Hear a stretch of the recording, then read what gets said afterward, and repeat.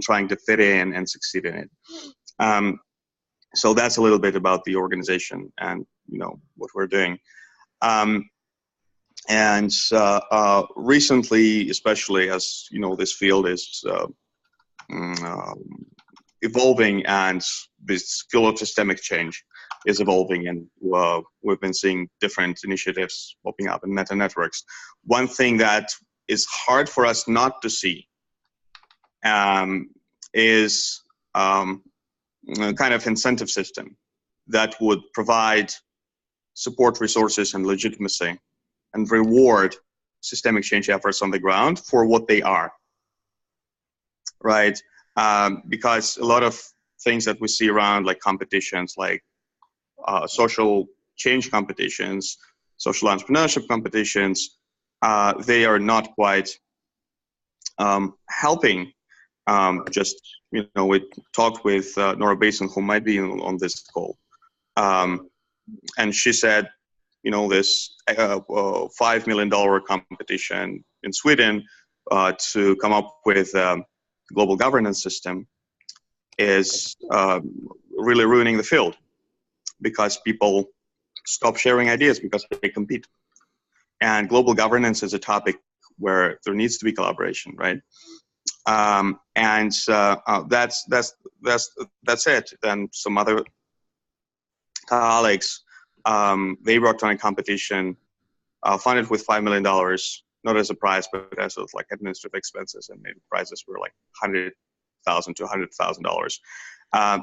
But again, because they're focused on creating scalable social enterprise, systemic change efforts that are region-based, that are really highly context-specific, and that work, do not fit that challenge because they're not scalable from the traditional perspective. So all this kind of mindsets that come from the old system not really support systemic change work, right? And a lot of attempts to create something that supports systemic change work is not radical enough to do that. So we thought that we would prototype that. And we called that Evolution Future Challenge. So we did it last year for the first time. And so, some of the ideas we had is that it shouldn't be competition at all, because the field needs collaboration more than competition. However, we need to highlight the stories that are powerful, and also we need to support people. So we do have finalists, as we call them, and that means that folks kind of apply with their initiatives, and there is an application to fill. And we ask them questions that, so we do not put them in the box and say, oh, are you like this kind of sector or that kind of sector, or show us your financials. We ask them very deep questions about their motivation and their view of their work, trying to really discover what is this work for them, and how sensitive they are to their context and what purpose they have, and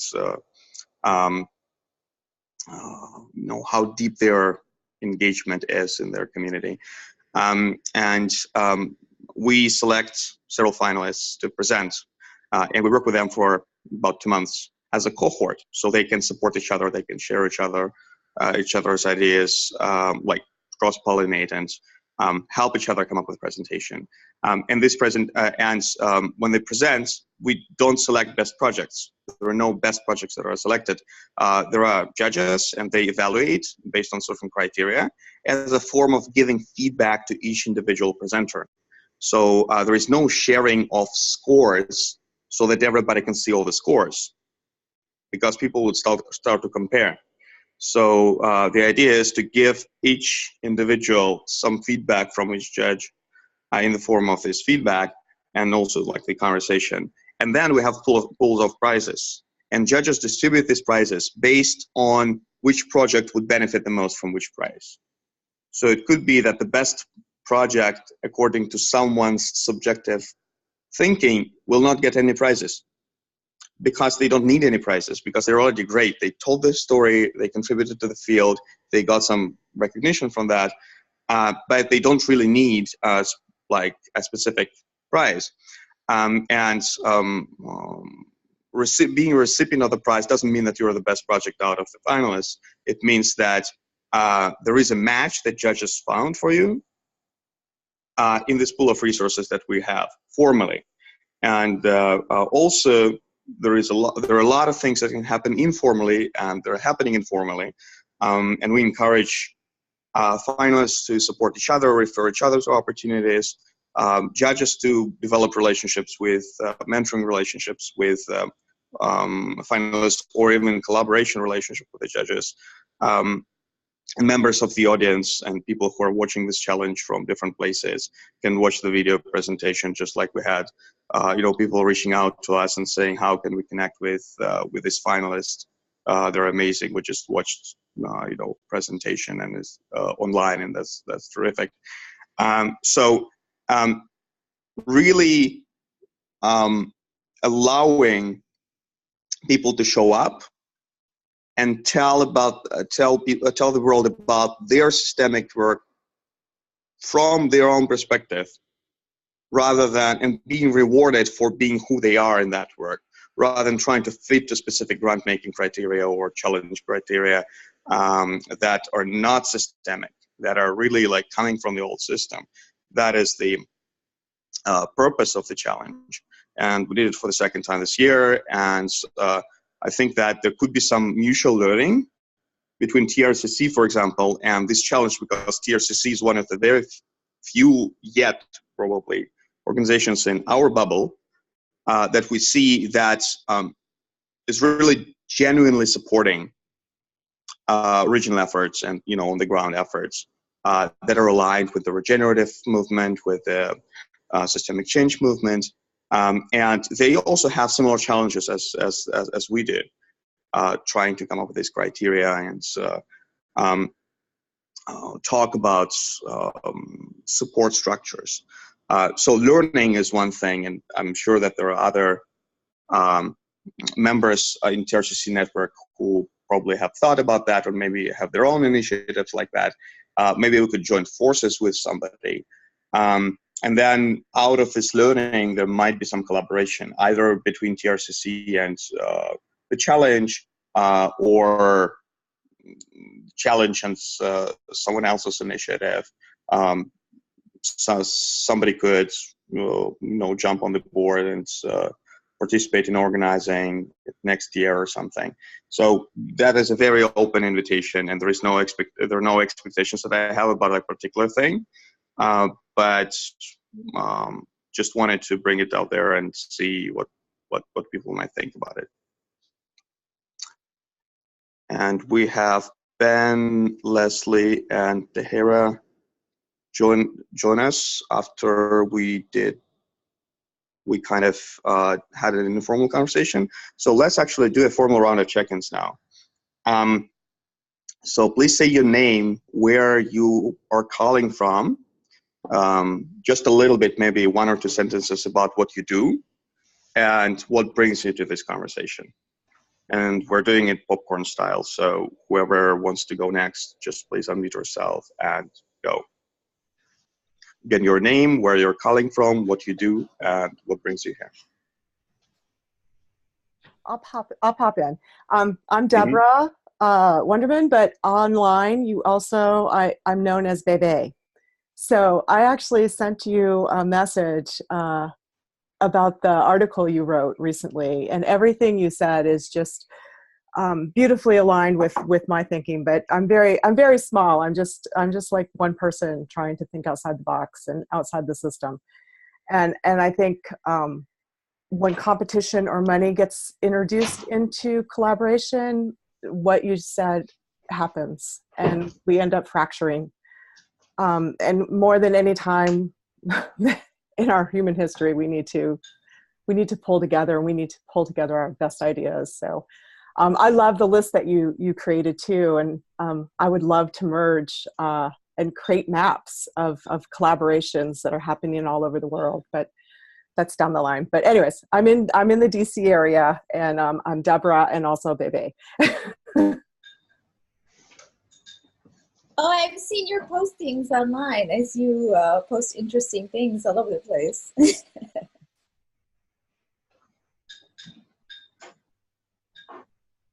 Yeah, great. Okay, I can come in. Nenad, calling from Zagreb, Croatia. That's in Europe, Central European time zone. It's 5 p.m. here, and I joined the dialogue on behalf of what we call virtual community of practice, economy practitioners, which is associated with the transition town movement and permaculture originally. We want to apply permaculture principles to economy redesign, basically. So, and I'm interested in the challenge, details of it, and possible, links with the cross-Atlantic collaboration strategy circle. Okay, great. Yeah, and Deborah, I had some network difficulties after you finished, so thank you so much for that, and looking forward to learning more and connecting. Yeah, thank you. Who wants to go next? I can go. I'm Leslie in the Santa Cruz Mountains between Silicon Valley and the ocean. And I'm so grateful for Fyodor for this chance to finally talk at a systemic level. It's our time, I think. I'm the birth mama of the Thriving Resilient Communities Collaboratory that is hosting these dialogues. Thanks to Ben's, artistic genius in creating the space. And I'm also the founder of the Circle within the Threshold Foundation that is funding this collaborative grant-making initiative that we've been doing for the last few years. And I have been struggling with the paradigm shift between grant-making and supporting, collaborative systemic change, exactly the kinds of issues that you're talking about, and how do you work in the existing system enough so that the people who have the resources can participate, they can recognize and support and participate, versus supporting the movement as a whole. How do we share the resources that we have in the best way amongst the most people we can, and co-opetition challenges? How do we do that? And I love the opportunity to keep shifting. I think it's happening naturally. We can talk about that some more. And speaking of which I'm going to hop off. There's another call about frameworks, and I'm also mapping the whole TRCC framework and have all these framework dilemmas. So I want to hop on and talk with Ted about that for a little while, but then I'll be back. Thank you. Is Ted doing that on the Leslie. Zoom line? Yeah.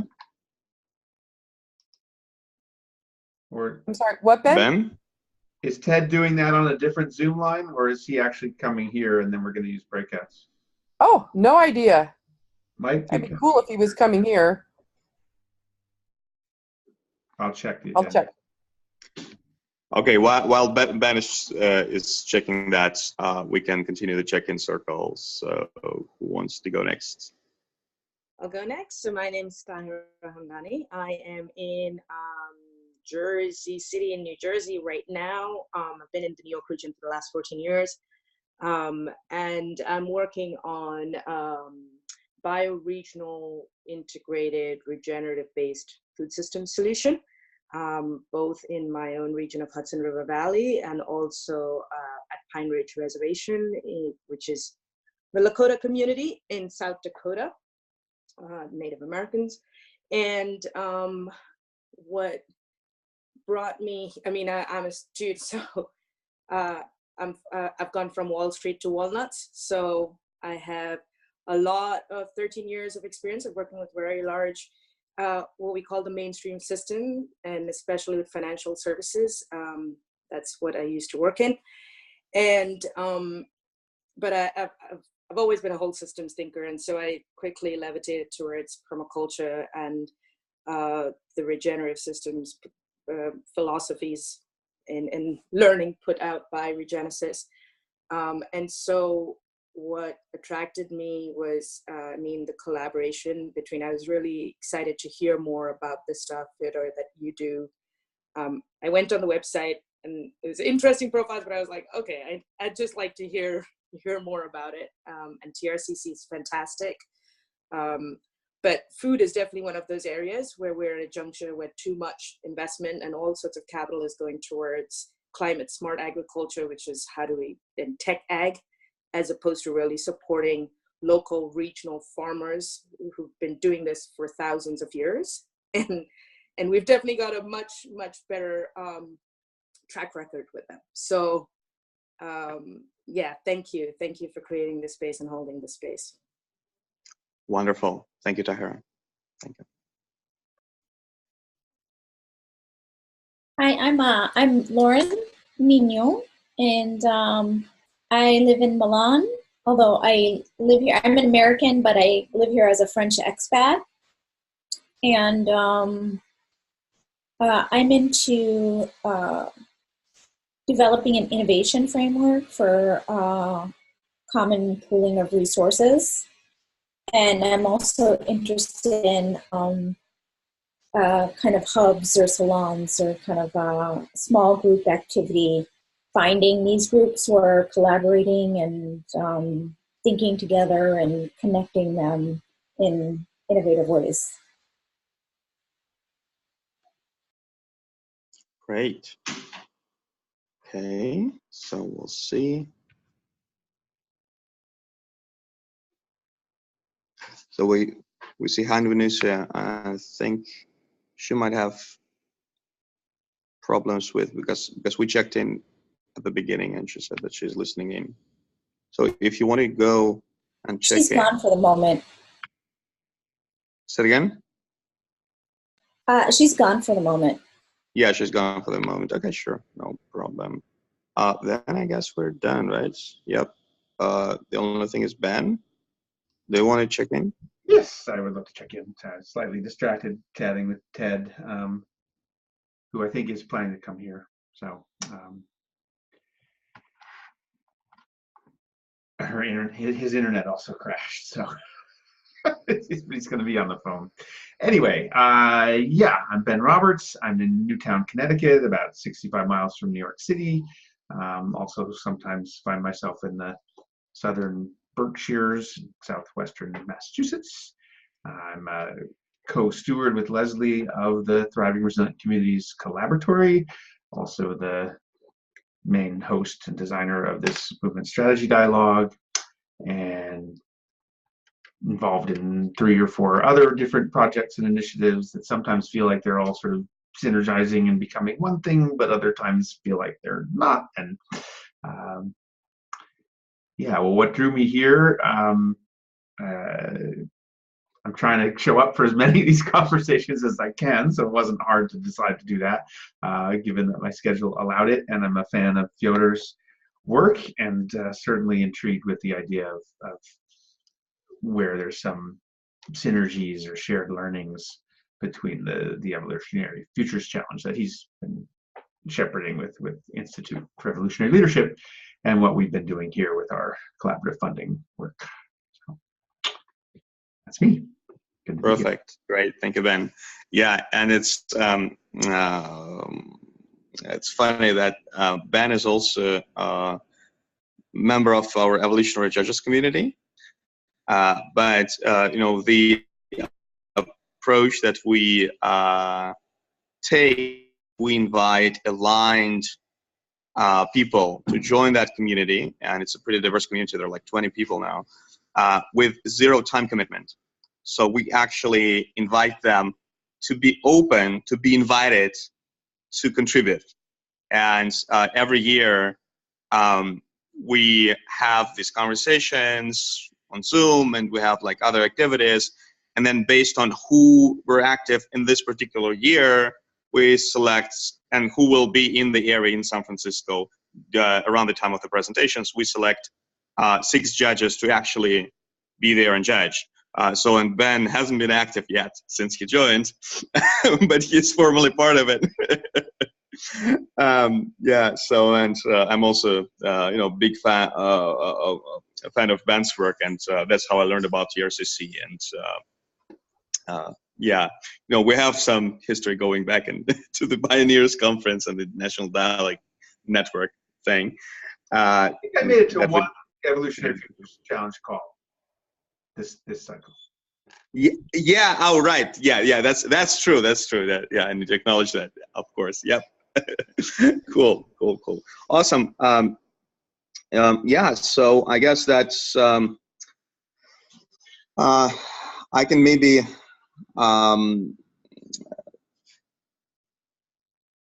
Talk a little bit more about what we have so far and some of the challenges that we had. And yes. Question. I'm curious how you describe the challenge. It sounds really ideal to my peer-to-peer ears. And I'm curious, is this collection of elements of the challenge outcome of some kind of a collaborative design process, or is it, one person, two persons creation? Yeah. Well, so 2 people is already collaboration. Yeah. No, not actually. Like, we have these 20 people of judges to tell to do exactly what we tell them, right? So they we actually they ask Ben, it's like, to do this, and then we expect him to do exactly this, all the time. Sure, just kidding. Sure, no. The idea generally came in conversations with Evolution Leadership community members, and we did it very low-key events last year with people from our networks, basically. And we were very open to thought partnership from the finalists and the judges to see, to build the plane as to fly it. And this year we took a little bit more formal approach, creating this community of judges. So we decided to take, last year we just invited 6 people to judge. And what happened was, a day before, basically, the final presentation day, and the morning of the day. So during this time, we lost 3 out of 6 judges, and that was because of the fires in Northern California. One judge had to take their daughter from Northern California. One judge had really medical issues with her back, and another judge had to stay in Sweden for 1 more day because of the flight delay. And we invited 3 other people who were supposed to be guests at the challenge and were qualified to be judges. And this was the first ad hoc panel of judges that we ever had, with 6 people. And this year we invited them to stay involved, and they're very happy to stay involved. And we invited basically 16 more to join in, and we did it gradually. So we invited a few more, then a few more, and then a few more, and we hosted conversations last summer with those judges, with those of them who were interested in doing that. So we evolved the evaluation criteria based on especially Nora Bateson's input and Annalise's input, but also others. It's just Annalise and Nora were very articulate with framing things that were emerging, and we basically used their framings. So we designed parts of the process for kind of dealing with finalists and dealing with the presentations. However, one thing that we realized that we actually, this year, we announced applications before we had conversations with the judges, and that was a mistake. Because we couldn't change commitments that were made publicly when we called for applications. So these were constraints. So they were things that we parked for the next year from these conversations with the judges. And this year we're going to have these conversations in spring rather than summer, so that we can actually, change a lot of things even before we announce the applications. And there is a possibility. Oh, so one thing, and there is a possibility even that we do the challenge the following year and take this year completely to go deep with the finalists, with potential applicants, with judges, and really redesign that if it's needed. But we're waiting for the conversations in spring to really see sense if we're ready to open applications this year, or we really want to dive deeper because there are so many learnings that we have to process from this year and last year. There are amazing things that are happening. And also, I think we're like up to something very, very substantial. And it's very hard, I should say, to preserve the culture. Even I keep saying winners all the time, right? Because of the old models that we have. And there are certain things that how do we institutionalize, how to build this culture, how do we institutionalize this new model? So this might be like just a year of inquiry for us together, or we may be ready for applications again in April or something like that. Does it make sense? So, yeah, just to check my understanding. So you are saying that challenge design and all the tweaks in design are basically in conversation between your community and judges? Well, I wouldn't say my community and judges, because some judges are members of my community and some judges are not. It's just, again, we tried to like not pay too much attention to identity. I mean, identities are useful, right? But wearing multiple hats and actually like really creating situational based status for people, right? So if you're there, if you're showing up, you know, that's it. Yeah, and also a conversation with the finalists. So it's judges basically are formally involved in this process of reflection, but there are also many conversations we're having with the actual finalists and with other people who are not formally part of the judging community. But yeah, just this conversation, for example, is part of that sensing as well, in a way. And also the ideal for us is that to create a consortium of organizations probably hosting this challenge. So it's not an institute thing necessarily, it's a more broader coalition, but at the same time, we really want to ensure the continuity, I would say, of the evolution of the whole thing, because there's some institutional knowledge that we could lose if we just too openly just open it up for whomever wants to just do anything. This might disrupt the evolution of the whole thing, the thought process and the partnerships. But at the same time, first of all, we're totally open to talk about any aspect of the challenge so that people can learn from it and prototype their own thing somewhere. We're totally open to collaborate on the challenge, just doing it in a more thoughtful way, right? But again, if somebody feels like they're too constrained by how we collaborate so far, we're totally happy to provide any kind of knowledge about what we're doing so people try something different, something that is an alternative way of evolving this. And we actually would be very, very happy if this happens, because we would see if something works better, then it must work. It should be there. Right, so yeah, something like that. Yeah, and the reason why we're doing this is not the core thing we're doing. We're doing this because we don't see that in the context. And like we do leadership development for people about redesigning the system. And this is great. And they do the work, but it's very hard to do because they have hard time even explaining to people what they're doing. They have hard time getting funding, right? They have hard time like being rewarded for what they really do. And we want to provide this space for people to feel supported for what they really do, right? It's just if they go to like X Prize and they say, how do you impact like 1 billion people? It's like, why should you impact 1 billion people necessarily? Maybe there is a role for some of that, right? Of course, right? But look, you lose essential possibilities if you only focus on serving 1 billion people, because your it's low context. You're using this universal old system mechanisms that are colonial by nature, right? That emerged like all this globalized thing that is out there. You can only use the modern day capitalism to actually scale, in the sense of like scaling infinitely, like technology and modern day capitalism, right?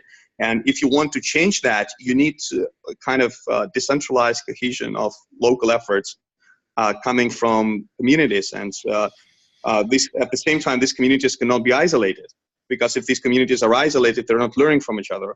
They're not benefiting this knowledge, cross-network knowledge. So we need kind of both, right? And we cannot say that one or the other is better, but we definitely can say, I guess, that only one is much worse than both. So either like focusing on super regional efforts and making them isolated and not learning from other regional efforts, right, is bad. It's really like limiting possibilities, and also ignoring local context is super harmful, and that's unfortunately the mainstream today, right? So really low context capital, like really kind of paying attention to some formal criteria or impact metrics that is not relevant for the system, and that is changing over time, right?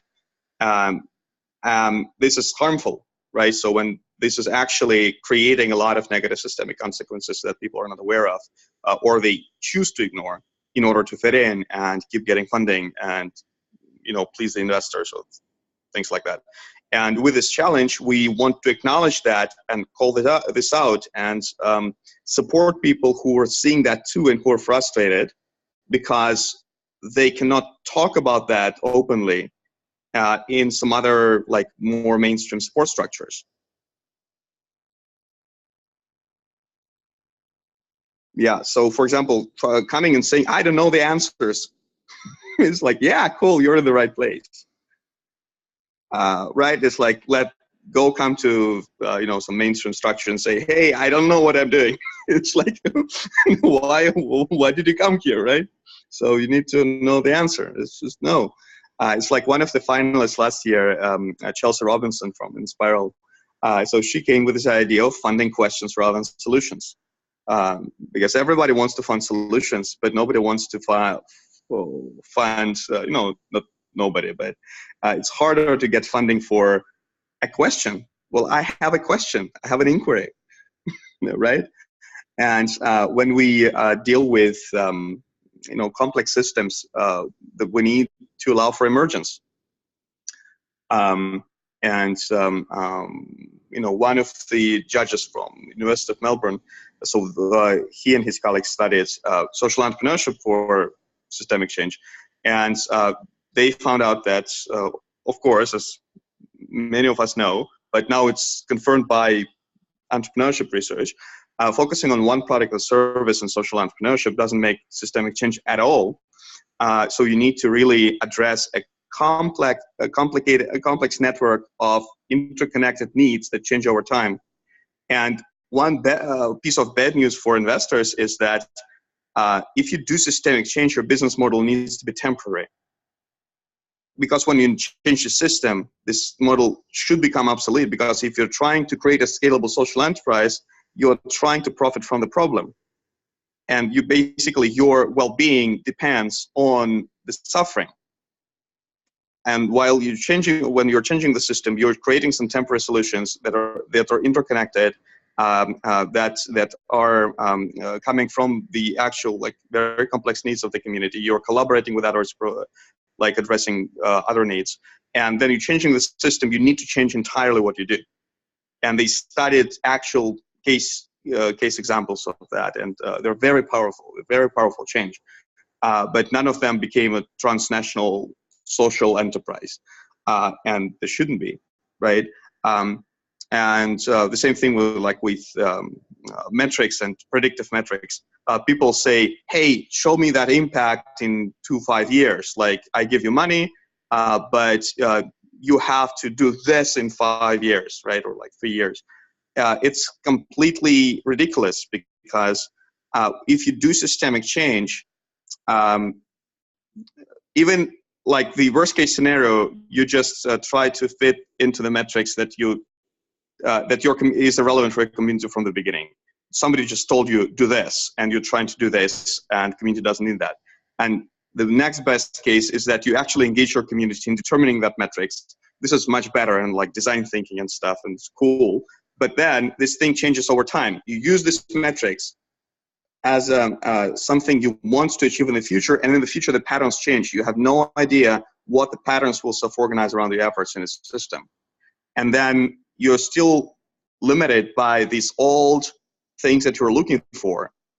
And so, one of our finalists this year said we don't take money from US foundations because they gave us $500. It was, Kenya, and they serve about 4,000 girls in Kenya through a very complex range of services.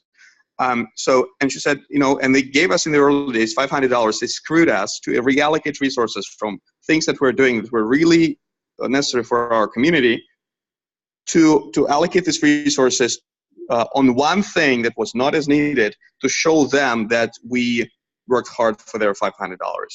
So instead of providing additional value with this $500, this foundation extracted value from them, right? And these things are embedded in a lot of incentive structures we have today. So, and even in our own mindsets, and how to create an alternative support structure that we work on our own blind spots and our own, embedded mental models, and also be very articulate to the outside world and even to the finalists who come. That we're explicitly not about that kind of support. We're about a different kind of support, and what would it really look like? So that's an ongoing inquiry that we have.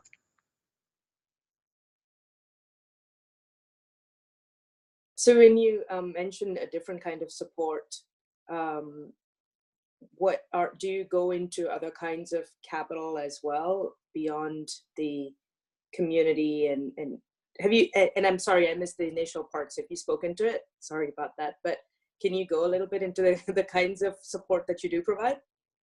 Right. Oh, absolutely. Yeah, that's a great question. So again, this is open to evolving, and would love to create an ecosystem around the challenge, so that connection with this ecosystem or exposure, like making people's initiative visible in this ecosystem, will develop that kind of relationships for this different kind of support that is really unlimited by the formal structure. What we formally have is that we have 2 months of guidance and peer mentoring for them to come up with presentations. So they actually have an opportunity to work as a cohort to exchange knowledge about what they do, and also present in certain way, because usually people try to come up with a presentation that is very reductionistic. You have interview with a finalist and they're amazing. They're like talking about this very deep thing. And then you see the first iteration of the presentation and there's a regular pitch. So as they try to appeal to certain foundations, hey, why are you not talking about this? Well, I don't think it's relevant. No, it is exactly what is relevant, right? So this kind of training, right? Really like trying to like de-traumatize people, because when they see pitch, competition, presentation, they try to like completely do it in a reductionistic way because it's rewarded, and we try to work with them so it's we reward different things. That's one, right? So 2 years of preparation, or so 2 months of preparation. And then there is presentation. People come to San Francisco. Unfortunately, so far we don't have budget to pay for their tickets, which is an issue. And this year, like last year, there was mostly, but this year we had folks from like 9 finalists, all from different countries. Like on the one, Californian part of the team of 3, 2 of which are from South Africa and Hawaii. And we thought, okay, we're doing it completely online this year. So because there is an opportunity for folks who we don't have budget to pay for people to come, but we have community here to host them if they do come, if they buy the ticket. We work with local people, members of the Evolutionary leadership community, to host them in their houses and drive them to our events and stuff like that. But we thought, again, so coming from Brazil, Uganda, Kenya, the Netherlands, and it's really hard. But people actually, opportunities opened up. So finalists from Kenya actually was emailing us and saying, hey, now I have 2 people offering me a ticket, and my problem is not offending one or the other, right? And then 3 people like from South Africa, Hawaii, and California, so they hadn't met each other in person. So they had been working virtually. And actually, as soon as they became finalists of the challenge, somebody offered to pay for all their tickets to come to California. So for the first time, they actually came together. And it's completely outside of the formal structure we created. It's just the attractor, right? So we ended up with 6 out of 9 teams coming in person, and 3 teams presenting remotely. And also like giving this exposure, so bringing people to San Francisco, either virtually or in person, and making them, creating an opportunity for them to talk about their work in a way that actually speaks to the, to who they actually are and what this work actually is, rather than fitting into some like reductionistic thing. Is also, and also then sharing this presentation, saying it's not like, so for example, if they share a presentation that is about systemic change and includes some radical ideas, if they share it with somebody and say, this is my presentation that I gave in my kitchen for a bunch of friends, it's just one thing. When they say, hey, I actually went to California, to San Francisco as a finalist, and this is the presentation, and this is what the judges said, this gives some kind of power dynamics for this person to actually stand their ground and say, no, I say that I do not need to have the answers, and actually it would be bad if I had the answers.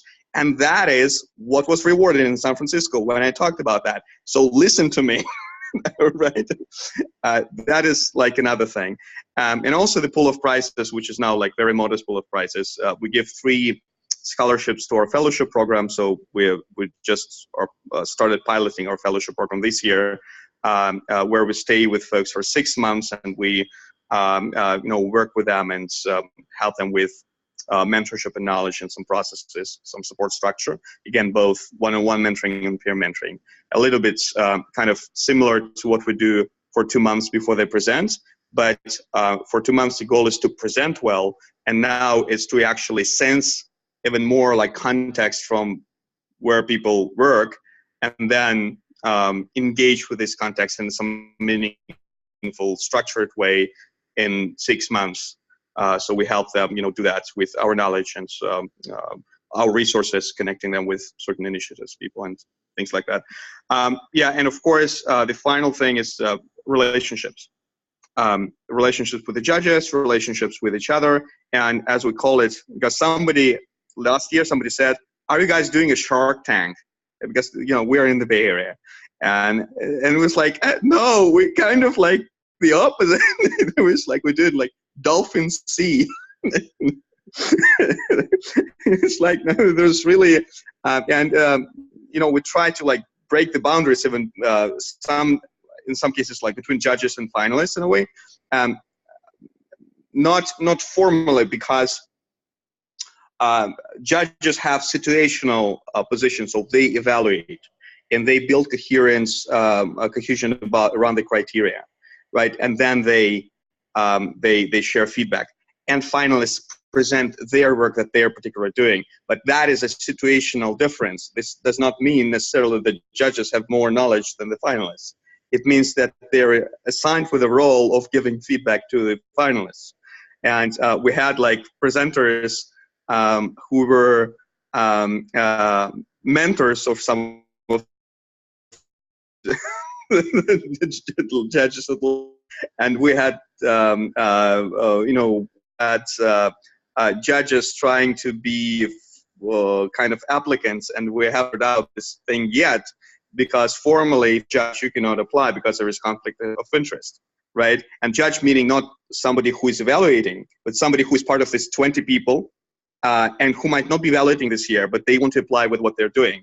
And like, hey, yeah, we got stuck in that same old thing. It's like we divide judges and applicants, and this creates like a barrier that is unnecessary, because why shouldn't these people apply with what they do, right? And then there are there are conversations about, okay, but they've been part of the judging community, other judges know them, and they would evaluate them differently. Yes, but it's not a competition, right? So the idea is exactly to like get to know each other, and if people know each other, that creates value. So all these conversations are legacy from these 2 years that we're going to have in spring, and see like how we even deal with that. Because there are a lot of things that you normally don't deal with when you do like a very traditional thing. But here, when you try to disrupt that, then that comes up. Doesn't make sense to you? Yeah, thank you. See, this is why I couldn't get all of it from the website. I'm like, yeah. Yeah. Well, I'm curious. What was your impression again? So what was what was it exactly that made you wonder? So it got a little confusing for me to follow. And I think it may just have been, the 2D representation in text of like,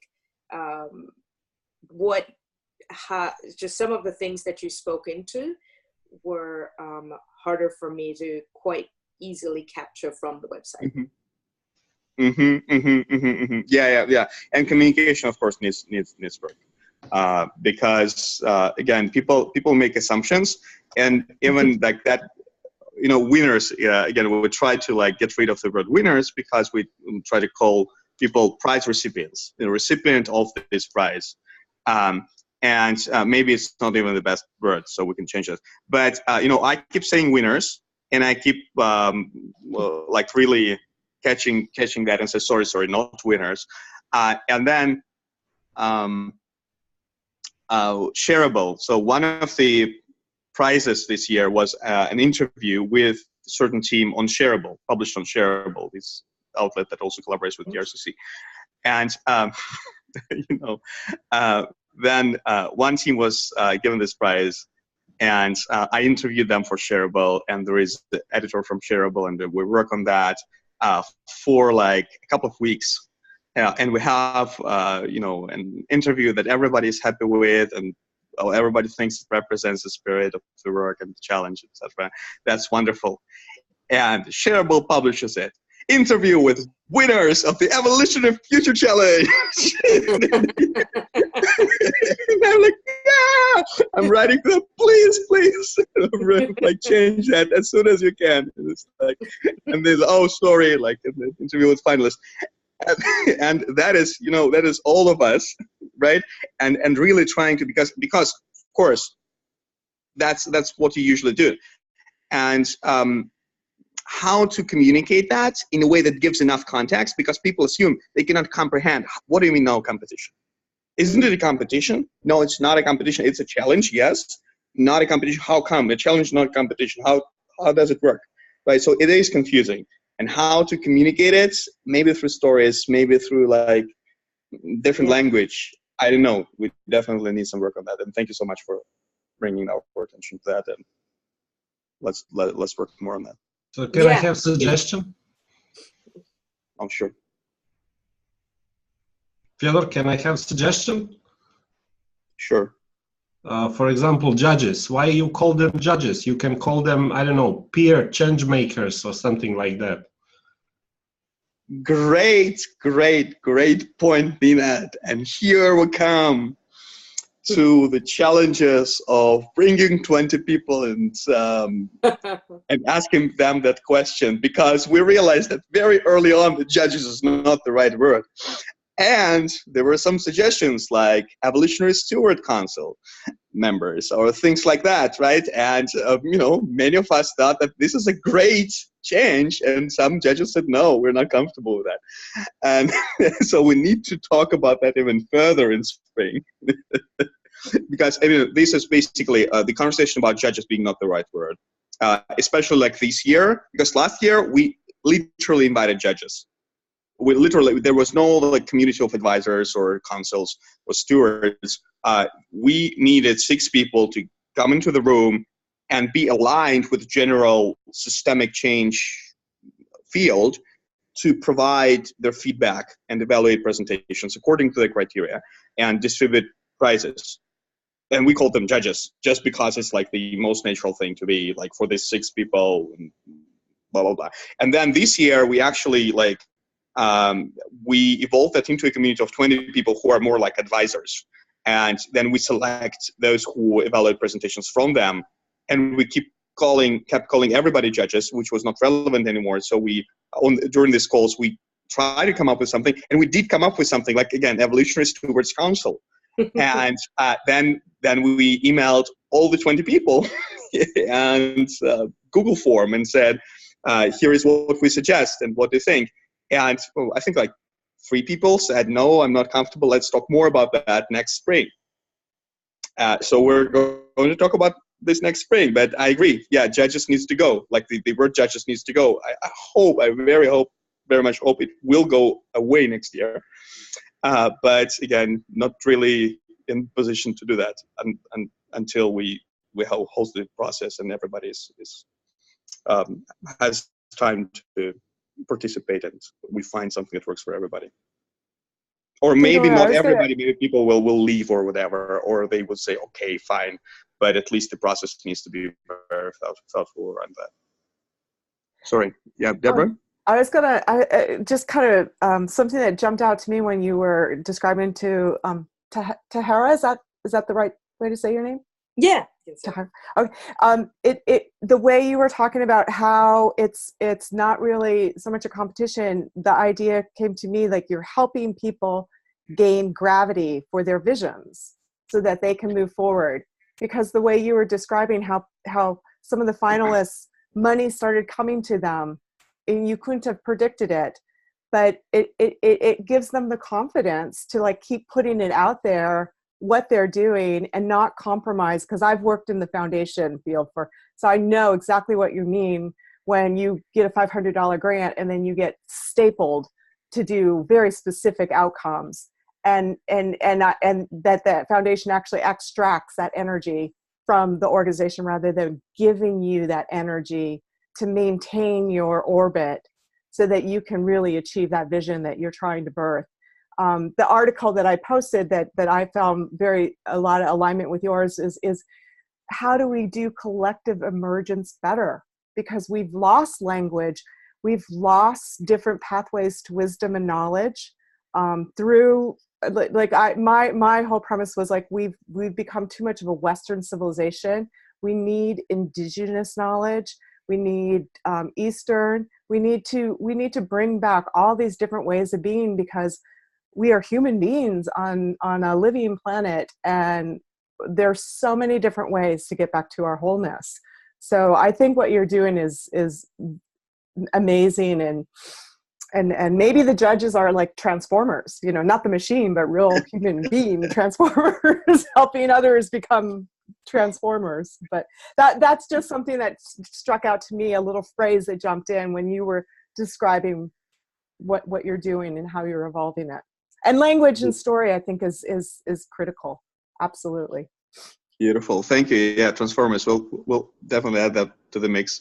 And by the way, if you can send this link to the article you mentioned to the chat, that would be awesome. Yeah. Yeah.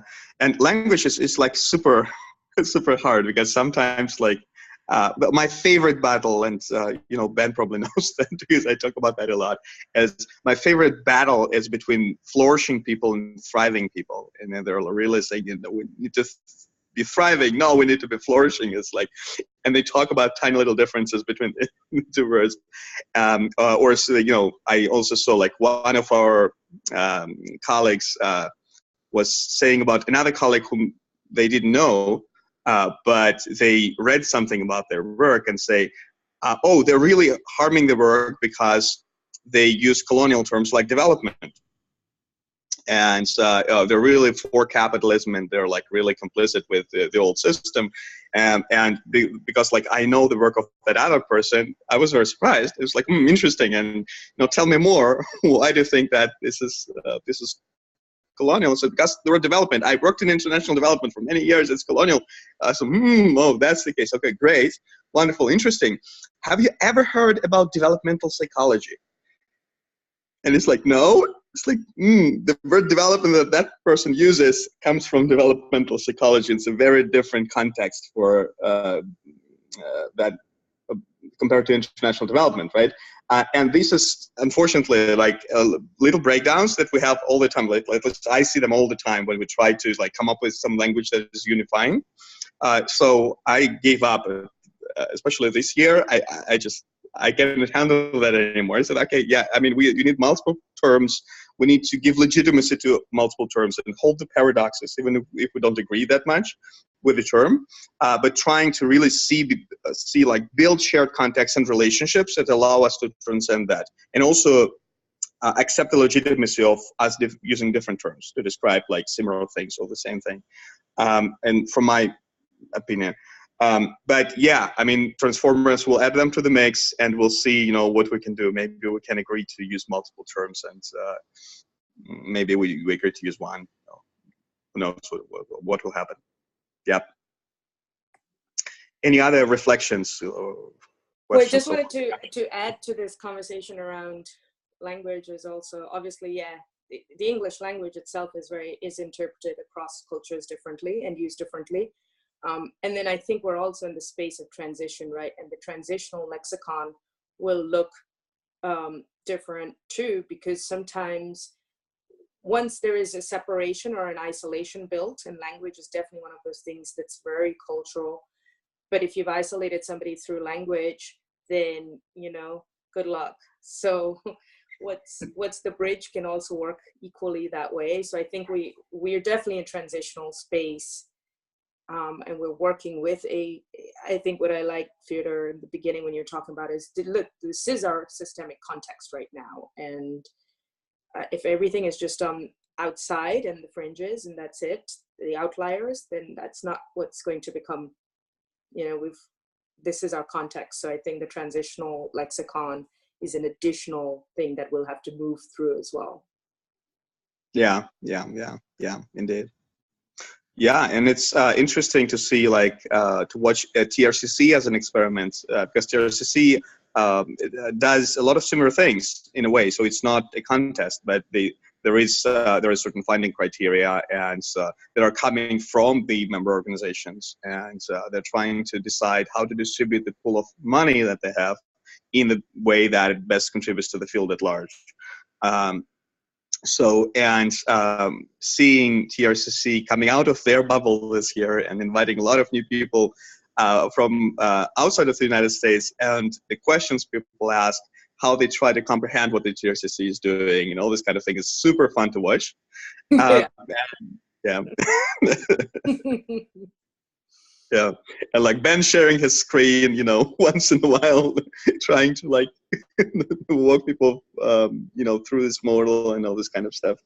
What is circle? What is council? What is things like that, right? So we do have learning curves here, inevitably. But maybe I personally have a sense that we can do it much more, much simpler and much more effectively. But I just don't know how yet. I think we just need to like stay in this thing for it together, and just not have hard feelings about it, but just really try to go through it and learn and see what emerges. Okay, so let's see who is still there. Lauren, Ben is there. Ben is Lauren, in another room at the moment. Ben is in another room. Yeah. Lauren, I wonder if you have any reactions on what you've been hearing so far. Oh, I think the program, your program is really innovative, and I love the concept. I do think that if you call them judges, then it's definitely, you're going to have winners. Yeah. Mm-hmm. Yeah. So you might need to change the language completely. Yeah, a kind of unofficial name is dolphins, but if we just say dolphins, that people would be freaking out. I don't know what we're talking about. Like, come and present in front of dolphins. It's like, really, are you crazy? Right?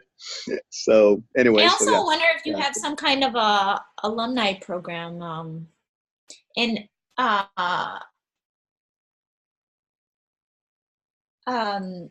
Ben was talking about how at the the Theory U, the whatever that lab class, ULab. the MIT class. Yeah, they ULab. have a really nice, matching software that allowed people to form groups. Mm-hmm.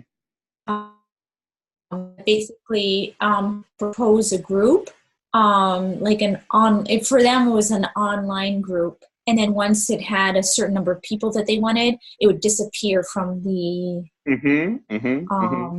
from the list. But they matched up thousands of people that way, and I just thought, I don't know if it'd be relevant to you, but beautiful, yeah, and I know exactly what you're talking about, because we actually hosted the very first ULab hub in the Bay Area in 2015, and okay. Yeah, so, and I know Otto, and really respect his work, and I think this is great for building a field, and that's exactly what Otto is doing. And actually, it would be fun to collaborate with him and with ULab participants, so that we could have applications for the challenge. I would really love to collaborate with people who are already doing something like that, rather than building something like that from scratch, because it doesn't make any sense. And again, for us, this is not the core thing we're doing.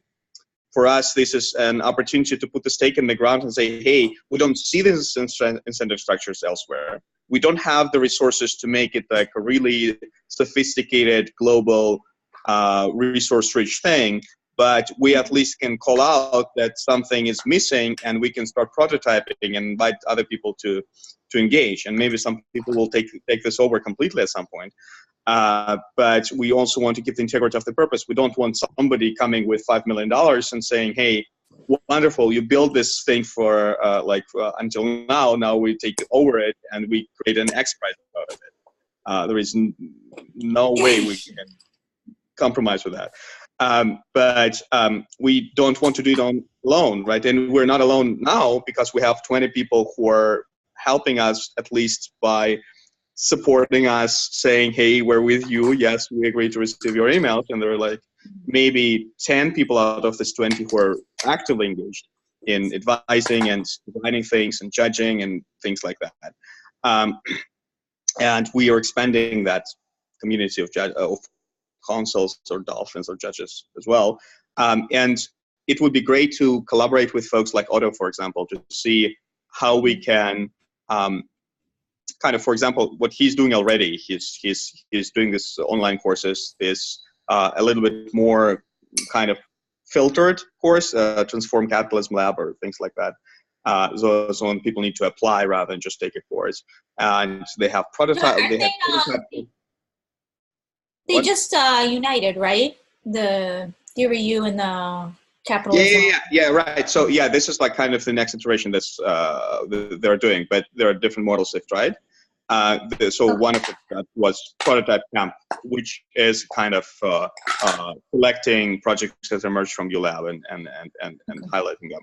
So, but what we're doing is we're not necessarily activating the social field in a way that Otto does. We're trying to lend support to those who already know what they're doing on the ground.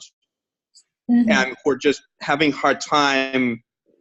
So it's like what Otto is doing, which is amazing. And I saw a lot of people who started doing this work because of ULab.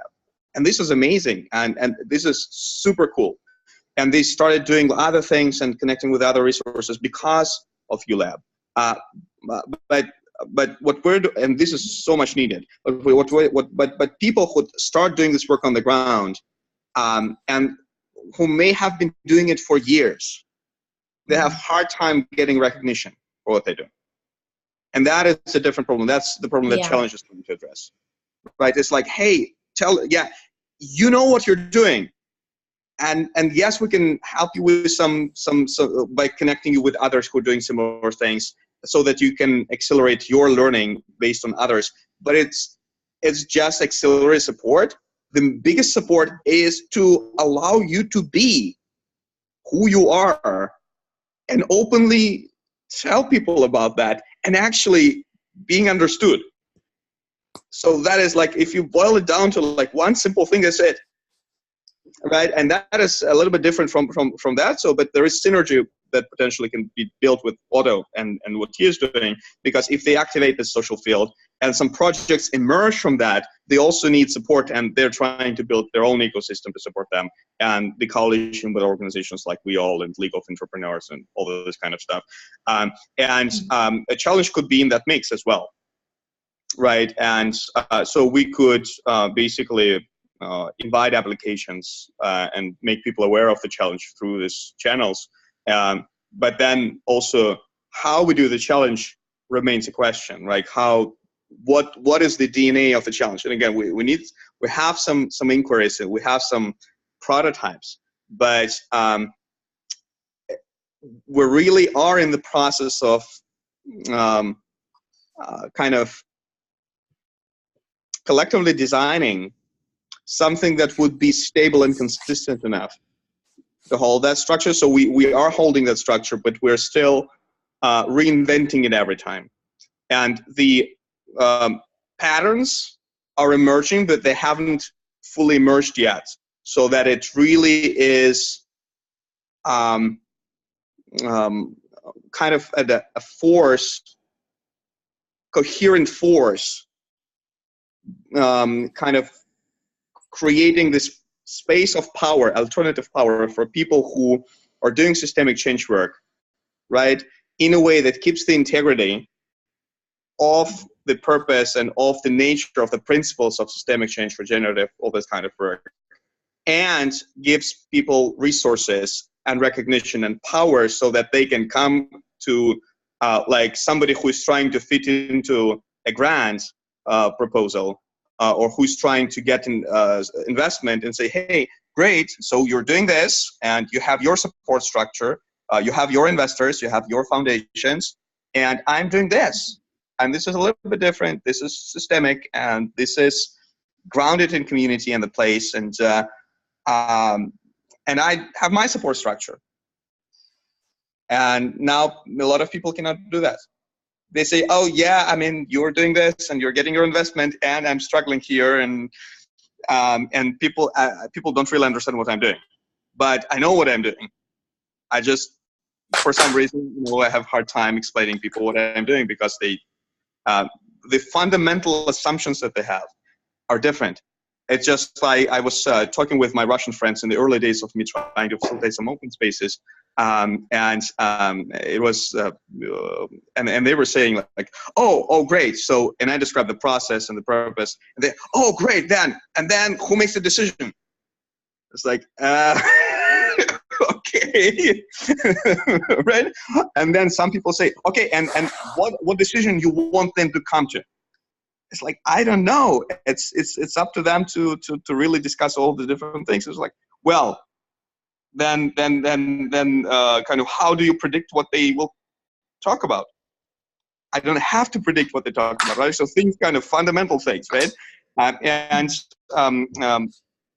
So building the structure around legitimizing these principles and funneling resources to support these principles, and giving just the formal recognition, again, just the power that we see in the concept, because the reason why we keep doing that is because it's so powerful. It's actually even more powerful than we could predict, because we couldn't predict that 6 people would finance their trips in different ways, to be in San Francisco and actually use that. I mean, that creates this shift of power, right, in a very, very essential way. And in a good way, right? In a way that is nourishing and supportive of the genuine systemic work that it's doing. We thought that, okay, maybe we'll, like, for the second year, we will just not have enough applications, or we'll have everybody presenting virtually. No, we had much more applications than last year. We had people coming from all these different places, and resources are coming to them because they were selected to present. So people were saying, like, hey, we tried to apply to kind of challenges, but no other challenge actually. So some of them said they are interested in systemic solutions, but the language that they used And the way they ask the questions, the way they create the nominations or whatever, told us that they are not really interested in systemic solutions. It's reductionistic. Like if you go to OpenIDEO, for example, there is UNFPA challenge. You know, my wife brought my attention to that and said, hey, look at this. And, and I look at these 255 ideas, and only 9 of them are somehow systemic, and they didn't make it through because they discouraged. Like people literally, like in the comments, saying things that are not good feedback for a systemic initiative. They're like, you're focusing on too many things. Choose one, laser focus, and blah, blah, blah. It's like, come on. No, there is academic research by our friends at Melbourne University published in one of the top peer-reviewed journals that this is exactly what you shouldn't be doing. But most people do that, and it's still in the part of the old paradigm.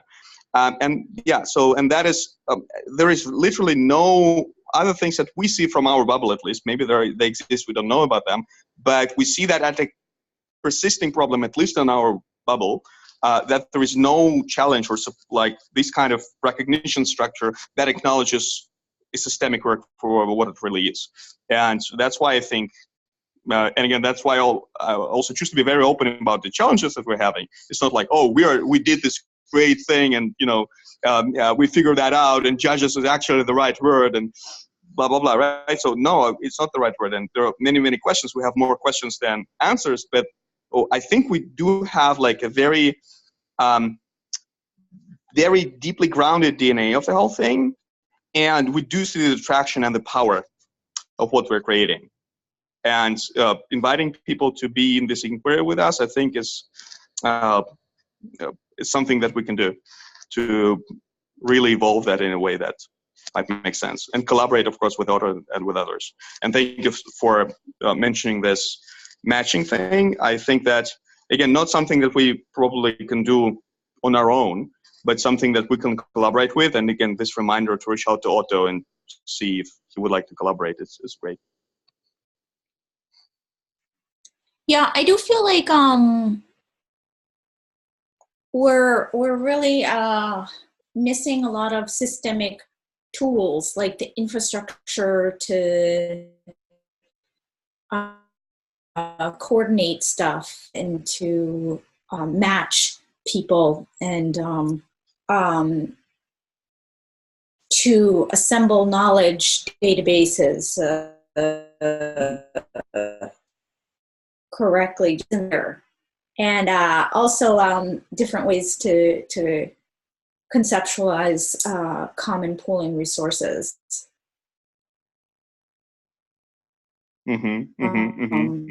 It's still in its infancy. We had a whole huge conversation about that in the PDP group about how the Commons people just have no business and can't present our views to us in order to get funding and investment. But I think just imagine what the people involved with your organization could do with real common pool resources, and if we could get that investment. And this comes we're actually talking with potential funders that are deeply aligned, I think, with what we're doing. But it should be different kind of funding. So one of the concept is that, and by the way, there is a certain corruption of motivation if you have a cash prize, always, even if it's part of the pool of resources. Right. So now, like this year, I was talking with some folks who potential applicants, and they were asking, like, what if somebody fakes that they're doing systemic work and they get the prize? I said, okay, cool. So you mean that people would spend a lot of time trying to fit what they're doing in the very complex complicated application to present the project in a way they don't want this to be, to come to San Francisco on their own, at their own expense, to present the project in the way they don't want people to perceive it, in order to get potentially scholarship to work with us for 6 months to make out of this project something they don't want this to be. Good luck. Right, wonderful. Let them do that. Right. that was kind of thinking that is not, as I realize now, is not 100% correct, because we didn't realize the power of what we're creating again. So this is a very powerful thing, and it can corrupt motivation, right? It's like being invited to San Francisco to present their work in a nice room with a big screen in front of judges. It has power as well. So, but still, I think if we have $5 million added to that, we would have even more challenges really trying to select people who are genuinely interested in systemic work and all this kind of thing. So one idea that we have is not to have a prize in the form of capital, financial capital, but have certain people in the room who can listen to their presentations and then informally build relationships during the breaks and take it out of there. So it's not a formal structure. It's more relationship building, more like exposure and relationship building. And then people could get financial capital from those relationships, because in this work that we're doing, one thing that I totally agree with some of the potential funders we're talking with, low context capital burns local systemic change initiatives. It really kind of, they don't know what to do with the money, or they know what to do with the money, but people with wrong motivation come, or they try to scale too fast and they lose the integrity and the knowledge of the local place. So it's really about high context capital, where funders actually develop relationships with people on the ground and partner with them on their initiatives. So it's like, imagine you have two partners on an initiative, and one has unlimited access to financial capital, and another had deep grounding in the community and the principles of the work. And whenever there is a bottleneck because of the financial resources, this other person will just bring in the money. Not a lot of money, but just enough money to make this bottleneck disappear, so that the initiative can grow organically. And it's not like we're giving you this amount of money right away and we are expecting this kind of metrics from you to meet this kind of metrics. It's a completely different approach. It's that I totally understand why I'm giving you money, because I'm with you. I'm on the same boat. We are doing the same work. And there is no even purpose of like trying to agree on goals or things like that. It's like, no, I see that this is needed, and here is the money, right? So, and these kind of things, and of course these kind of relationships cannot be, these kind of decisions cannot be made based on like a presentation or like things like that, right? So the presentation would be a gateway for building these kind of relationships, and that's kind of concept that we're playing with so far in terms of money.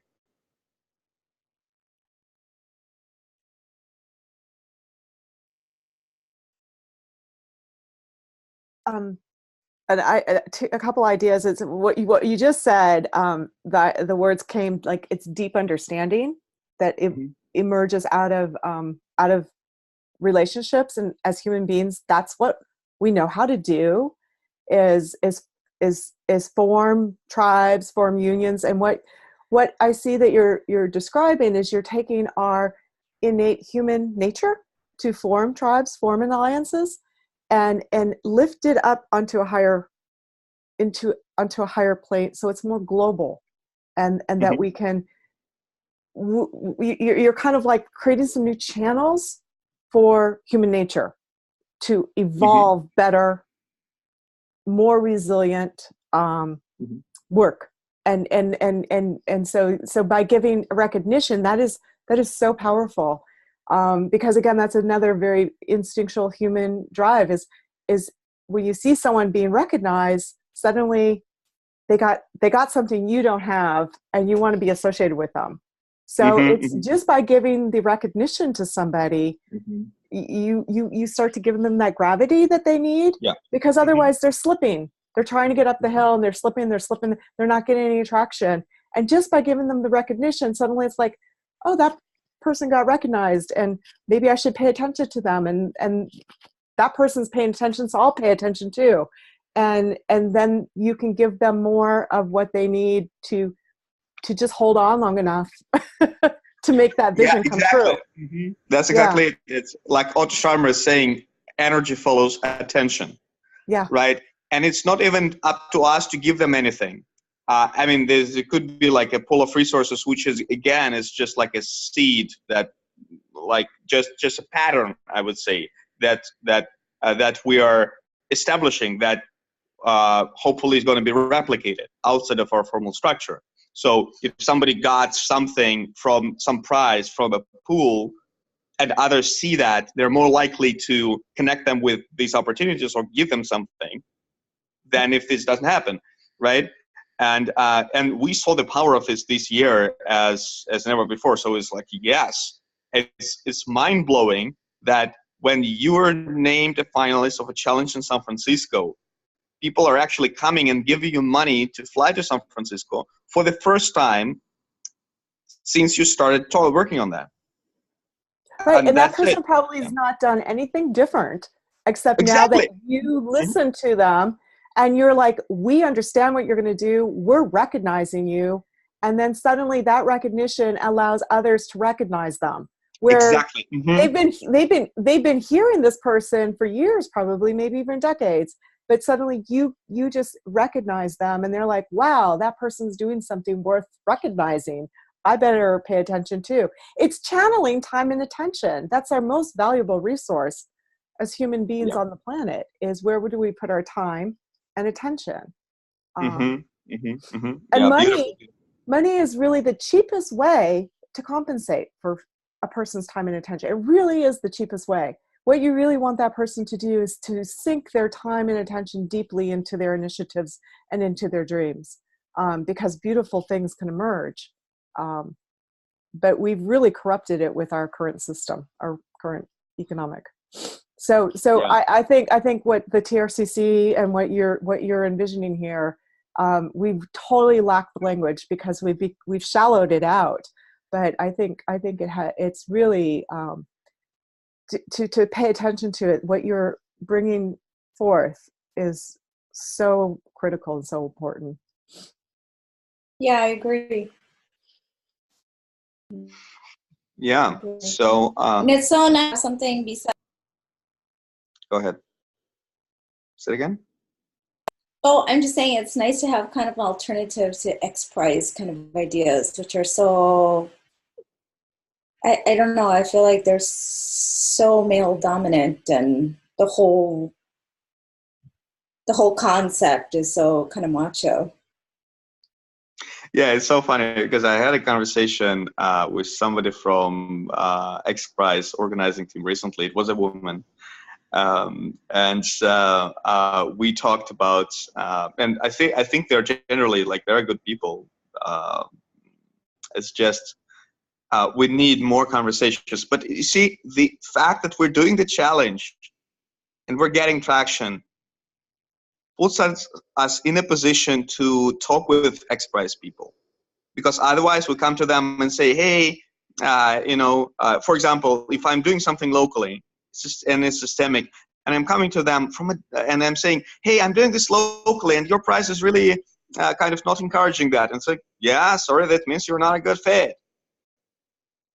Yeah, because it's a different position, right? It's different dynamics, right? And then, somebody comes to them and say, hey, we're organizing an alternative prize and we're getting traction and we're rewarding people for different things. So, oh, really? Yeah, tell us more. Why? Right? So it's, again, just simply that. It's super simple. You don't need to have a lot of resources for that. It's just positional thing, right? And it's just, I think that this power hasn't been leveraged yet by the movements of systemic change, and we need to try to use that because this is something that can provide, that has a huge power to support, right? And again, it's not up to like one challenge. It's not like people come and they get all support they need from that challenge, including like money and all this kind of stuff. No, it's just it's a way for them to get support maybe from other sources but just like Deborah was noticing, right?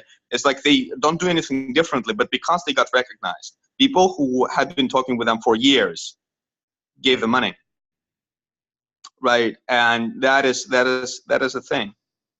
Yeah. So and it's interesting with X Prize to see, like, because we had a conversation about how X Prize also has a role.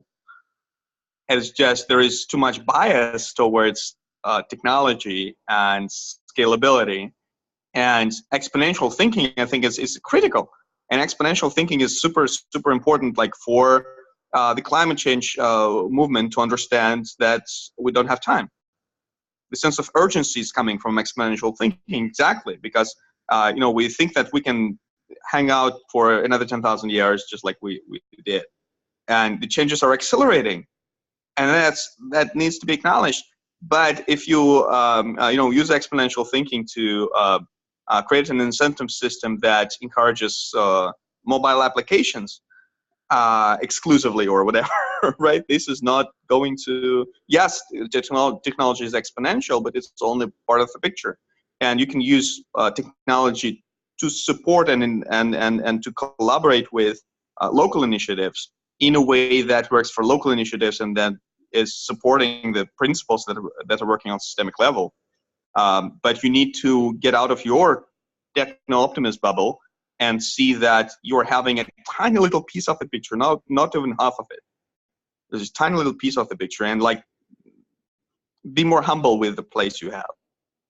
Just like, all of us within this movements need to be more humble, I think, with the place each of us have, but also standing our ground, because this is exactly like embracing this, that nobody has the answers, and nobody is the center of the universe, right? It's like everybody has bubbles, and we can share these bubbles with each other and learn from each other and try to figure it out. And maybe somebody will create something. Maybe many people have already created what you are trying to create in many different places, and it works, but you don't know about it. That's totally fine. And you have a role still. And if you learn about them, you shouldn't be jealous. You should be joyful that the field at large has these patterns, and you can learn from these patterns, and hopefully they will support you. And it's just some completely different principles. And I think that the X Prize people could play a role, but not if they're dominating. Fyodor, what you just said is so important, because it's also about dynamic balance. So it's the emergence of the aspiring, the best potential, but then there's also our shadow. In every one of us, the tendency, that person got recognized and I didn't, and I'm jealous. And what you just mentioned, that these things are emerging through all of us, all around the world. And that's normal, because that's what humans do. These are ancient, well, that's what my article is about, where thoughts kind of originate, and archetypal primordial knowledge, and learning to be able to be cognizant of it better and emerge it. And no, it's not a race to be first. It's a race to see more of what's coming up. And each one of us is equipped to see it uniquely, differently. But that dynamic balance of keeping it within the ideals, and then the natural human instinct to want to protect. That's mine. That's my resource. I thought of it first, and getting back into that competition thinking. And that's what you're gently trying to say. All right, we understand that that's there, but we're emerging this collaborative. It's almost like what a parent does. It's like parenting, because you have this being, and it's complex human being that's changing all the time. And your job as a parent, if you do it well, is to not have to parent anymore. So. Yeah, exactly. Yeah. Thank you for that. And some of the judges also came up with this mother metaphor. It's like mothering finalists, not really. Yeah, because like trying to give all of them resources they need to the best of their ability, instead of just trying to select one and say that everybody is trash, everybody else is trash, it's just one is the best. Yeah. Yeah, because that's like Sophie's choice. Like, which child do you choose? Instead of nurturing all your children with and deciding which one needs the best. Yeah. Yeah. Cool. Yeah. So yeah, thank you so much. These are very great reflections. Yeah, I wonder if there is anything, because I know that the time is running out of the call as well, and if there are any thoughts or ways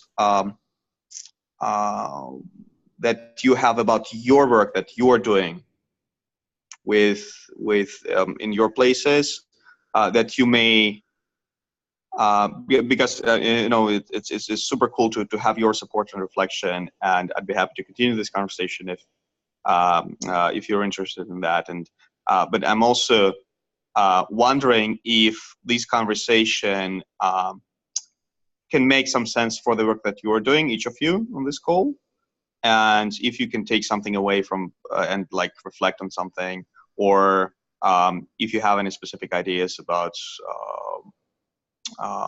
connecting your work to some of the things that I mentioned, that if you want to reflect on that would be super cool, but you don't have to. But again, I'm just curious if you're if you can like shift your attention from the challenge itself back to your work and see what may it evoke from you. And if you want to share something, yeah, please do. Yeah. So what we are trying to do with the virtual community of practice, which is local to global, is actually support people developing a place-based initiatives. That's part of this transition town and permaculture thinking. And I see challenge as a very good model for doing something similar, maybe in collaboration with you, because we also have this problem. We cannot find boxes where to put ourselves when we are talking with institutions and funders. So we normally don't fit their frames. And that's because I guess it's not laser focus, it's systemic approach. Yeah, and now that Leslie and Ben are here, I would be also curious to hear a little bit about how it looks to TRCC. Nina, just before we do that, if we could hear from Deborah if she wants to share something, and then Lauren, and then we go to Ben and Leslie. Would that be okay? Of course. Sure. So, yeah. I guess I don't really have any project per se that I would connect with the prize. I'm more as like an individual storyteller. Really. Yeah, but your article is a project, at least. It is a project, and it's stemmed out of a book that I'm trying to get out there. So I still have a bigger story that I need to get out into the world. And Hanley, who's just dropped off, has inspired me to keep going. But I talked with Colin the other day in the GCC. He wants to do mapping, and I saw the list in your article and the list that I put at the end of my article. So the idea that's coming to me right now that is related to what you've just been talking about, but also not, is and I think Leslie's talking about this too with the thriving resilient communities, is how do we map? Is creating maps that all of us can get to, so we can see what NetArt is doing, and Lauren, and navigate, yeah, and navigate and find where resilience and systemic system changers are starting to evolve anywhere on the planet, and give each other support. and finding a way to see it visually, as well as to go through databases or whatever. So maybe like artists, but Colin has this ability to do mapping, and why not make like a consciousness map of emerging new systems? So that's kind of where my thinking is right now. Beautiful, beautiful. Yeah, and again, the reason why I wrote this article is that one is because Kevin Jones asked me to, and second is that I resonated with that a lot, because I think that none of us can actually map the whole field, because we all are in our bubbles, however beautiful and big they are, and we don't have to. And also mapping, it's okay to have an approach that is centered on us, because we're conditioned to have this objectivity. Right? Oh, no, I have to be absolutely not centered in my work. I need to like map the field as it is. It's impossible. That's fine. Just accept it. Just name it as it is. It's my bubble. It's my work, my perspective. I'm ranking these initiatives based on their relevance to me, and that's okay. And if many people do that, we have balance. So anyway, I'm very curious to see what you have. Yeah. Mm-hmm. Beautiful. Thank you so much, Deborah, and thank you so much for your beautiful reflections and the linguistic contributions, I would say, with transformers and everything. So we'll keep thinking about that. Thank you so much, and look forward to reading your article as well. And Lauren, I wonder if you want to say something, especially in the context of your relationship with Otto's work, but maybe just different work you're doing.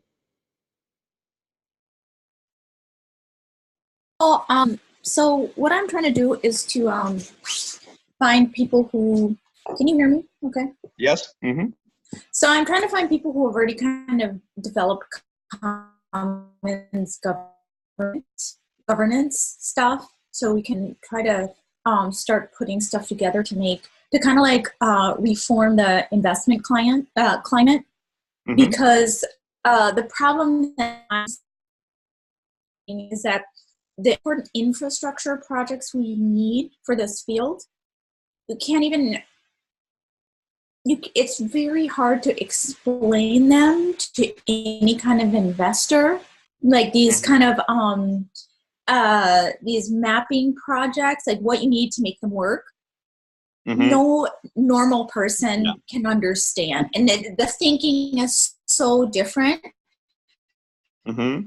So what I'm trying to do is to create like a new entity, like a smart network, like to create some kind of buzzwords and environment that like is actually attractive. Mm-hmm. That makes it and it's much easier to understand and try to get people to fund systems work. It just doesn't. In my talks to venture capital, they're just like, I don't even understand anything that you're doing at all. So trying to work together with investors to kind of create a new entity that sounds like friendly. Let they invest in this environment. There's going to be amazing, innovative things of the future coming out of it, and kind of like rethinking how more attractive out of just this kind of like kind of non-profit. Like I just want to see like how can we create abundance and kind of like a energy that this is where the amazing things are happening of the future that you have to invest in, or else you'll be left out. Absolutely, yeah. I think this is a very important piece of the puzzle. Yeah, and this is what the field TRCC is playing in, not necessarily with impact investors, but with philanthropy. Are you familiar with the work of Jed Emerson, The Purpose of Capital?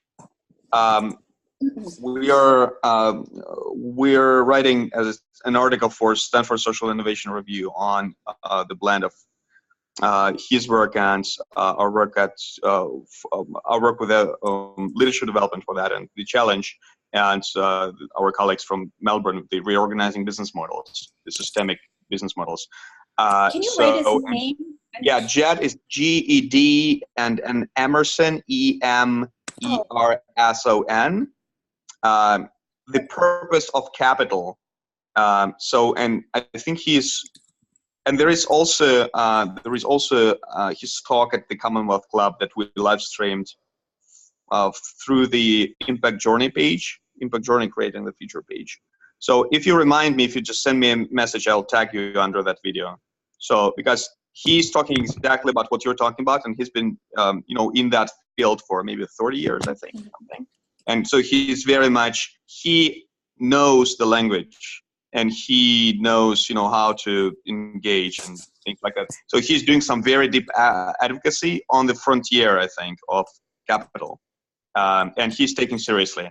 There is in the Stanford Social Innovation Review article written by somebody from the old school, and it's to many of us absolutely horrible because it encourages all the bad things and it discourages all the good things from our perspective. And Jed is very gently commenting on that article and challenging some of the assumptions. And the author is very respectful, and she knows him. And there is a kind of certain kind of power behind him as he engages even the kind of most adamant capitalists in the social impact investing field. So anyway, I just thought it might be interesting for you to get familiar with his work and maybe himself, and might be a good ally in what you're doing. And this is very connected to the Evolutionary Future Challenge as well, because again, we need support structure, and part of it is recognition, part of it is mentorship, and part of it is capital. And TRCC, that's why I was curious about collaboration, especially with the TRCC and collaboration with Jed and others, because we're all doing the same thing, but from different angles. Again, we're not directly concerned with philanthropy. TRCC is concerned with philanthropy, so some of the finalists might be interested in becoming TRCC members, for example.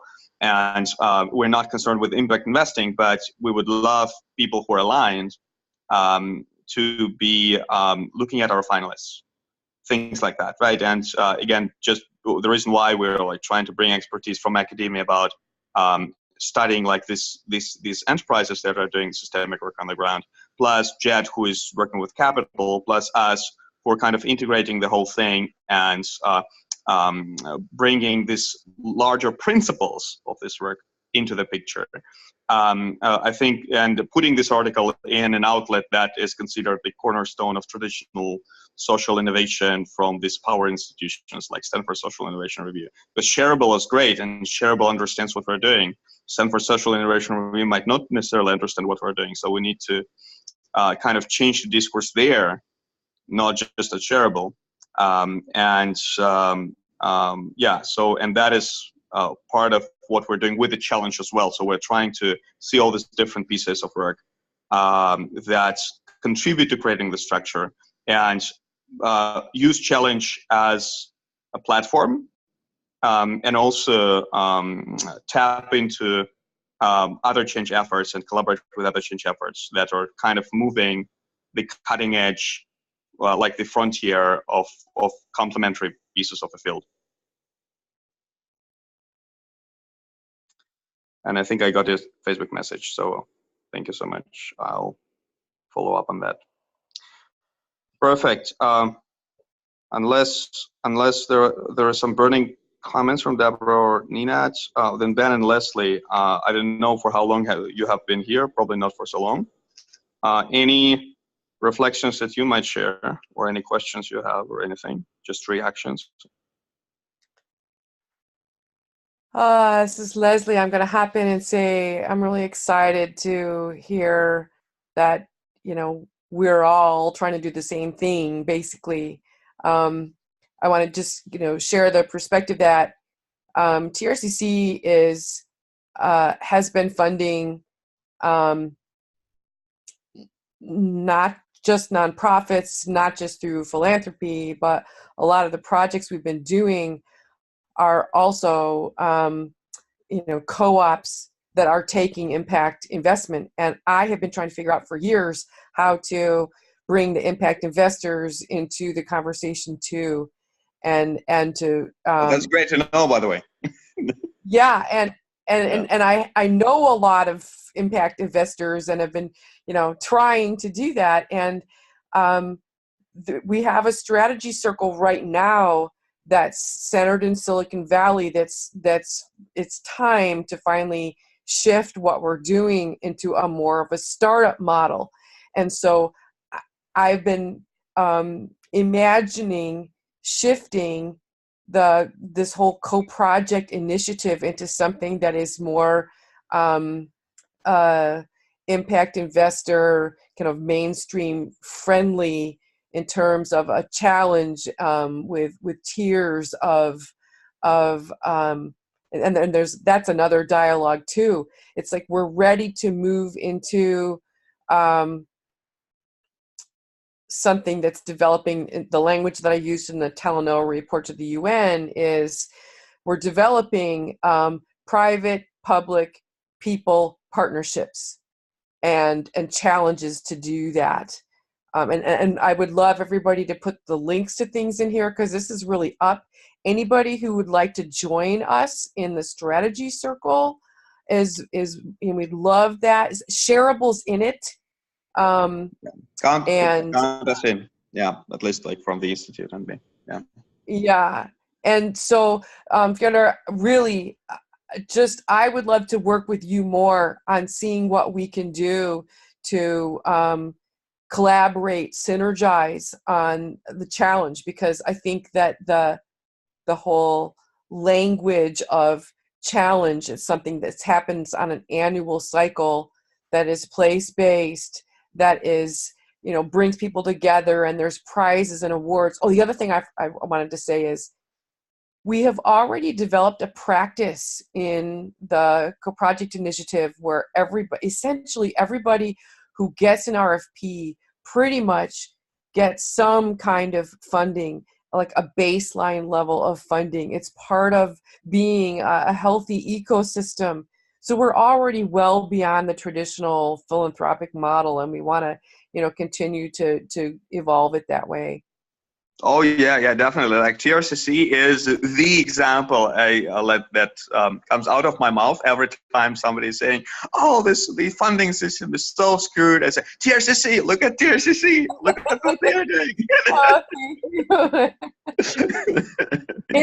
It's a challenge to be outside this box. So being appreciated feels really good, especially while we're struggling with the nitty gritty of the the new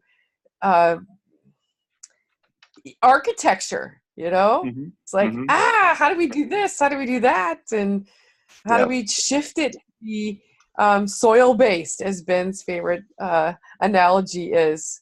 How do we operate like mycelia? Yeah. I'll turn it over to Ben. Thanks so much. So beautiful. Thank you so much. Count me in that strategy circle, and let me know if I need to do any formal sign up or something. And Lauren, thank you. Anybody? Lauren said. Of course. Yeah. Did you get that, Leslie? Lauren, as well as Fyodor. Yeah. Well, it's funny, you were just talking about the internal challenges of the process, Leslie, and we're down in the weeds of it, and hearing the complaints from people about like inevitably the timeline gets more compressed for doing all the things that we want to do, and the process is complicated and it's time consuming. So on the one hand, we're innovating something. On the other hand, from the outside, you can look at it and you can tell people about this and say, see, something else is possible. I think we're still figuring out how, what's the most vital essence of what we're doing, and how to make it, is the job to make it more lightweight, or is it, is it something else? Is it to just give ourselves more time to do the scope of work we're asking people to do if they're part of the process, and maybe more of a stipend for being a part of it? Or maybe if the grants are bigger, then it's worth putting that in, and that shifts things too. Which leads me, I think, to the other thing. I mean, my fear is that I mean, these challenges are serious. And I think people could be burning out on it, that if see how this cycle goes, but if we can't get, if we don't have more money in the pool or a lighter weight process, or, I don't know that, maybe what we've done is we've prototyped something, but the way that this scales out, rather than up is not in this form.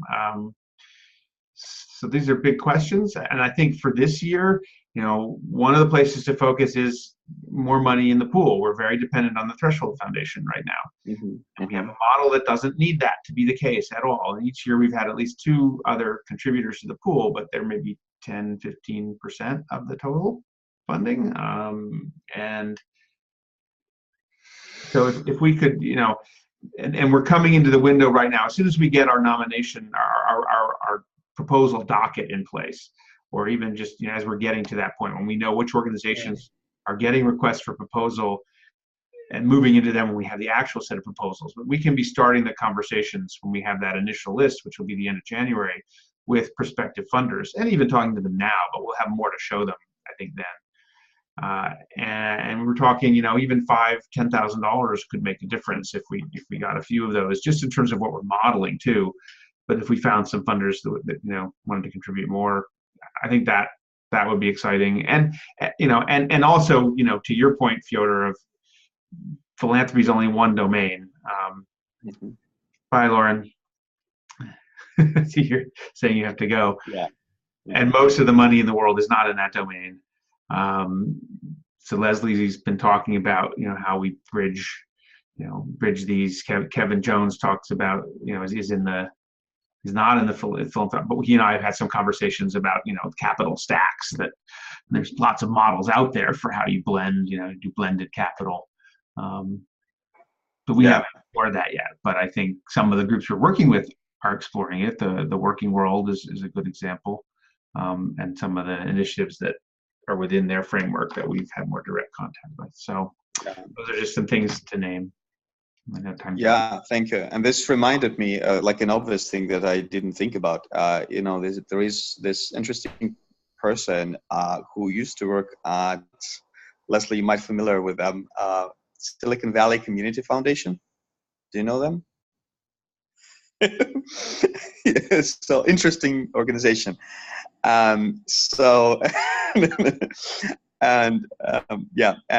He is as far as I understand, he is personally very invested in figuring out how to do things differently. And really? Yep. I mean, he doesn't work for them anymore. He used to work for them. I'll talk with him if maybe I can add him with you, because I mean, he's super good in fundraising. Awesome. That would be great. Let's see. I used to run our local community foundation, the Loma Prieta Community Foundation, and I'm convinced that community foundations are, crucial funding vehicles for the places. I know that from the inside, but the infrastructures are just nuts and hidebound with targeted funds. So there is a group I know the RSF has helped to organize of, more progressive community foundations, but I don't think Silicon Valley is one of them. So, yeah. Okay, but I think that might be some synergies. So, I mean, if you want, I can just send an email introduction and see if that'd be great. Sure. Awesome. Okay, great. So I want to be mindful of the time. It's 10:03 already in California. So maybe we can do like a formal checkout with maybe 1 word to 1 sentence about either how you feel about the conversation or what you're taking away. And please keep it like 1 word to 1 sentence. And I'll be happy to continue this conversation with you all outside of this call structure. So feel free to reach out at any time. And thank you so much for being here and for all your contributions. And let's take this time to check out from 1 word to 1 sentence how you feel or what you're taking away. I'll just say grateful. Thank you. Grateful and empowered. And game on. Thank you. Well, I'm still curious, and I'm also curious what Deborah was drawing.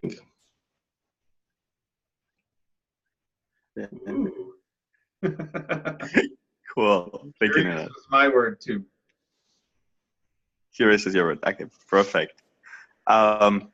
Yeah, so my work. You want to say something?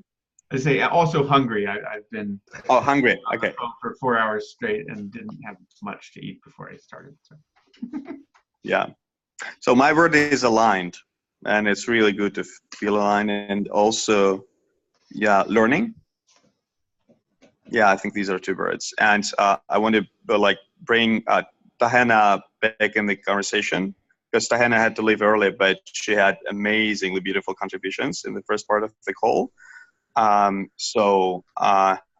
also maybe even Leslie and Ben reaching out to her to see if she would like to be part of the strategic circle you were talking about. It's Tahera with an R, by the way. Tahera. Tahera. Oh, so Yeah, sorry. it's actually it's Dahera. Tahera. Yeah. And sort of no emphasis, like all syllables kind of get equal emphasis. Dahera. Yeah. Yeah. I think. Yeah. But she's used to no one pronouncing her name properly, so. Yeah, absolutely. I try to be mindful of that, but I need somebody to correct me a couple of times before I actually correct it. So thank you so much, everybody, and look forward to continuing that, or talk about your work in the future. And thank you so much. Thank you for hosting, Fyodor. Have a great day. Happy holidays, everybody. Happy holidays. Happy holidays. Bye.